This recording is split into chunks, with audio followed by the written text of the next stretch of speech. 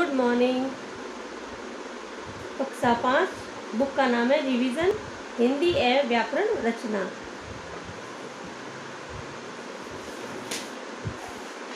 Part 1 हम भारत के भरत, इसको हमने पढ़ लिया और इसके प्रश्न उत्तर भी हमने कर लिए हैं।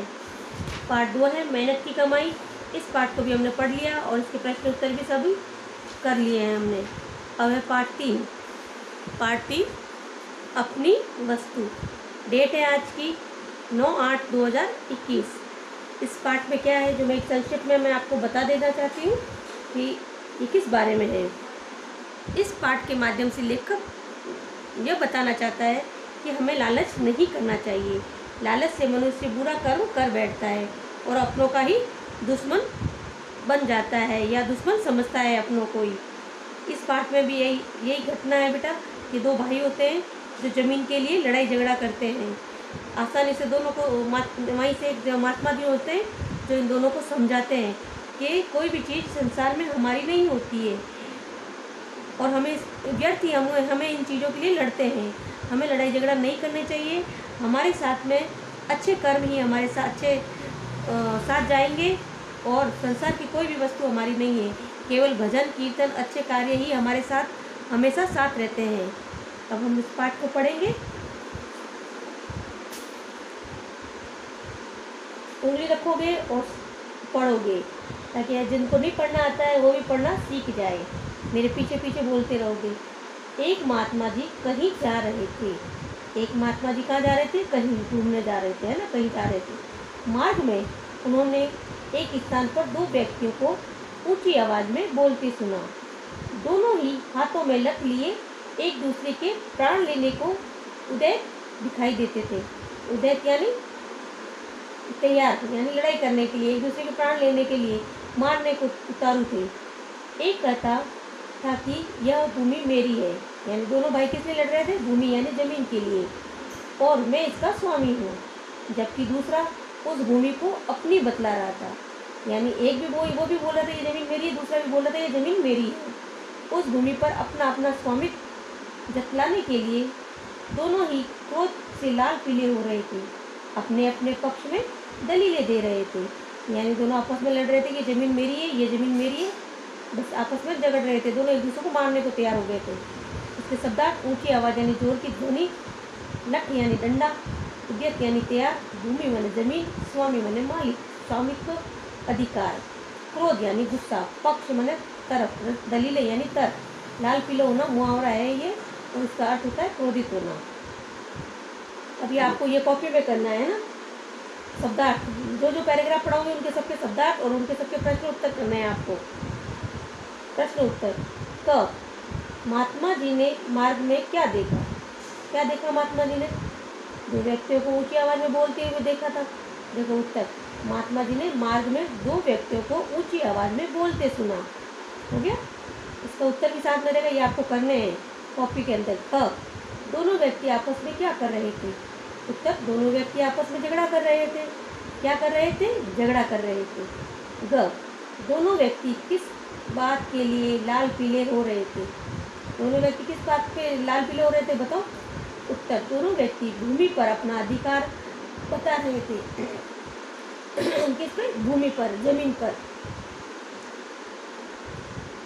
ग उपयुक्त गद्यांश का उपयुक्त शीर्षक दीजिए। उत्तर है जमीन का झगड़ा। ये दोनों आपस में किस लिए लड़ रहे थे? जमीन के लिए। तो इसका शीर्षक क्या होगा? जमीन का झगड़ा। फिर दूसरा पैराग्राफ है, दूसरा गद्यांश। संत महात्मा तो स्वभाव से ही दयालु व परोपकारी होते हैं।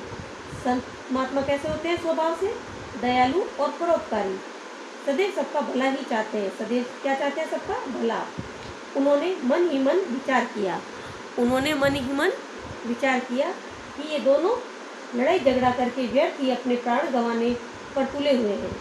दोनों ही लड़ाई झगड़ा करके क्या करने वाले हैं? व्यर्थ ही अपने प्राण गंवाने वाले हैं। अतः इन्हें समझा बुझाकर शांत करने और इनका आपस में समझौता कराने का प्रयास करना चाहिए, यानी इन दोनों में दोस्ती करा देनी चाहिए, दोनों में समझौता करा देना चाहिए। ये कौन सोच रहा है? महात्मा जी। यह सोचकर वे उनके निकट गए और उन्हें संबोधित करते हुए बोले, हे भद्र पुरुषों, तुम लोग कौन हो और आपस में झगड़ा क्यों कर रहे हो। महात्मा जी बोल रहे हैं, हे भद्र पुरुषों, तुम लोग कौन हो और आपस में झगड़ा क्यों कर रहे हो। इसके शब्दार्थ देखो, इस हर एक गद्यांश या हर एक पैराग्राफ के अलग अलग शब्दार्थ है जो आपको करने हैं कॉपी के अंदर, और साथ में प्रश्न उत्तर भी करने हैं। पैराग्राफ वाइज आपको उत्तर दे रखे प्रश्न उत्तर। शब्दार्थ है स्वभाव यानी आदत, दयालु यानी दया दिखाने वाला, परोपकार यानी दूसरों का भला करने वाला, सदैव यानी हमेशा, व्यर्थ माने बेकार, प्रयास यानी प्रयत्न, निकट माने पास, भद्र यानी सज्जन, झगड़ा यानी लड़ाई। इसके प्रश्न उत्तर। क महात्मा स्वभाव से कैसे होते हैं। उत्तर, महात्मा स्वभाव से दयालु और परोपकारी होते हैं।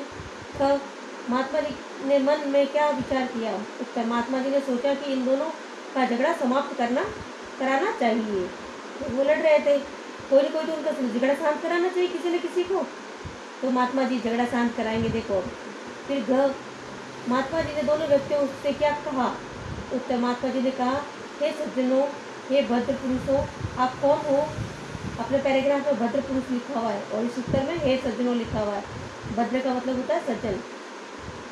हे सज्जनों, आप कौन हो और आपस में झगड़ा क्यों कर रहे हो। फिर घ दूसरों का भला करने वाला वाक्यांश के लिए एक शब्द लिखिए।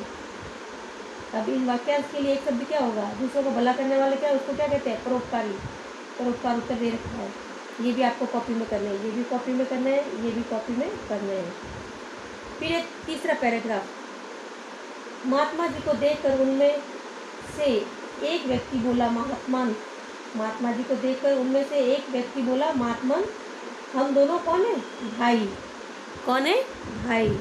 हमारे पिता ने मरते समय अपनी संपत्ति का जो बंटवारा किया था उसके अनुसार इस भूमि का मालिक मैं हूँ। यानी इनके पिता की डेथ हो गई थी या मौत हो गई थी, तो उन्होंने मरते समय अपनी संपत्ति का बंटवारा किया था और उसी के अनुसार इस भूमि का मालिक मैं हूँ। फिर भी यह व्यक्ति झगड़ा कर रहा है। दूसरा व्यक्ति तत्काल चिल्ला उठा, महाराज, यह बिल्कुल झूठ बोल रहा है। यह भूमि इसके भाग में नहीं बल्कि मेरे भाग में आती है, इसलिए इसका असली मालिक मैं हूँ। दूसरा वाला क्या बोलता है, यह भूमि मेरे भाग में आती है, मेरे हिस्से में आती है, इसलिए इसका मालिक मैं हूँ। यह झूठ मूठ में ही इसे अपनी बतलाकर और मुझे डरा धमकाकर इसे हड़पना चाहता है। अब देखो, दोनों आपस में इसी के लिए लड़ रहे हैं, एक दूसरे को ऊंचा कर रहे हैं, नीचा दिखाने के लिए। देखो अब इसके प्रश्न उत्तर दे रखे। महात्मा से एक व्यक्ति ने क्या कहा। उत्तर, व्यक्ति ने कहा, महात्मन, हम दोनों भाई हैं। हमारे पिता ने मरते समय अपनी संपत्ति का बंटवारा किया था और इसके अनुसार इस भूमि का मालिक मैं हूँ। पहला वाला बोल रहा है, फिर भी यह व्यर्थ झगड़ा कर रहा है। ख दूसरे भाई ने महात्मा को क्या समझाया। उत्तर, दूसरे भाई ने महात्मा को समझाया, महाराज, ये झूठ बोल रहा है, जमीन मेरे हिस्से में आती है, यह मुझे डरा धमकाकर इसे हड़पना चाहता है। ग मालकिन शब्द का पुल्लिंग लिखिए। स्त्रीलिंग और पुल्लिंग है, तो स्त्रीलिंग हो गया मालकिन, तो पुल्लिंग क्या बनेगा, मालिक। मालकिन का मालिक। फिर उपयुक्त गद्यांश का उचित शीर्षक लिखिए। अब जो पैराग्राफ पढ़ा हमने गद्यांश, उसका शीर्षक क्या होगा, भूमि का बंटवारा। आज हम यहाँ तक ही पढ़ेंगे। 9 तारीख तक हमने यही पढ़ा है, आज की डेट में यहाँ तक ही पढ़ा है हमने। अब इन तीनों के इन दो के शब्दार्थ और इन दोनों के तीनों के प्रश्न उत्तर करने हैं। एक प्रश्न उत्तर एक पैराग्राफ के, दूसरे पैराग्राफ के और तीसरे पैराग्राफ के। तीसरे पैराग्राफ में शब्दार्थ नहीं दे रखे हैं, इसलिए आपको तीनों पैराग्राफ के प्रश्न उत्तर करने हैं और 2 पैराग्राफ के शब्दार्थ करने हैं। साथ में